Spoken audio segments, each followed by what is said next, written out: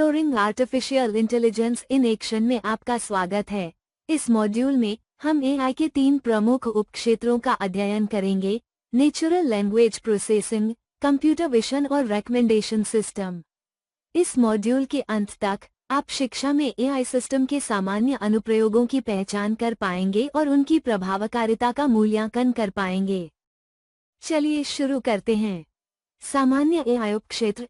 AI ने हमारी तकनीक के साथ इंटरैक्शन करने के तरीके को बदल दिया है। वॉइस असिस्टेंट से लेकर ऑटोनोमस वाहनों तक एआई हमारे दैनिक जीवन को महत्वपूर्ण रूप से प्रभावित करता है। इस खंड में हम एआई के 3 सामान्य उपक्षेत्रों का अध्ययन करेंगे। 1. Natural language processing (NLP).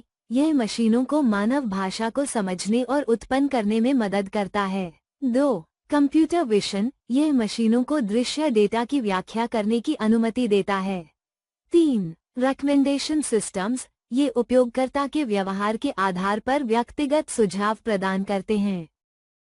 शिक्षा में एआई संचालित टूल्स। एआई संचालित टूल्स व्यक्तिगत सीखने के अनुभवों को अनुकूलित कर सकते हैं, व्यक्तिगत लर्निंग पाथ बनाने, रियल टाइम फीडबैक देने और शिक्षार्थी की भागीदारी बढ़ाने में मदद करते हैं। यहाँ कुछ व्यावहारिक अनुप्रयोग दिए गए हैं। Reading progress. अपने शिक्षार्थियों से उन्हें जोर से पढ़ते हुए रिकॉर्ड करने के लिए कहें। रीडिंग प्रोग्रेस टूल कठिन शब्दों को नोट करता है और सुधार में मदद के लिए दृश्य सहायता और अतिरिक्त अभ्यास प्रदान करता है, जिससे मूल्यांकन पर आपका समय बचता है। AI tutor. ये ट्यूटर प्रश्नों के तुरंत उत्तर प्रदान करते हैं और प्रत्येक शिक्षार्थी के ज्ञान और गति के अनुसार अनुकूलित होते हैं। ये कार्यभार को कम करते हैं और समय पर समर्थन सुनिश्चित करते हैं।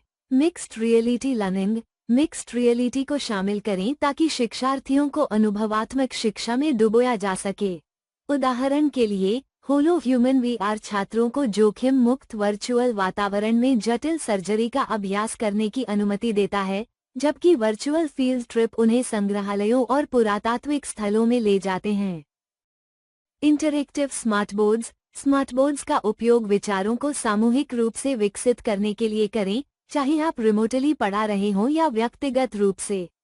जोर देने के लिए एनोटेट करें और यह नियंत्रित करें कि शिक्षार्थी क्या देखते हैं ताकि ध्यान बनाए रखा जा सके।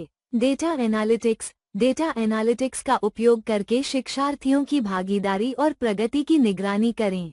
सीखने में अंतर की पहचान करें और सीखने के अनुभव को बढ़ाने के लिए समय पर हस्तक्षेप प्रदान करें। एआई सिस्टम की प्रभावकारिता का मूल्यांकन।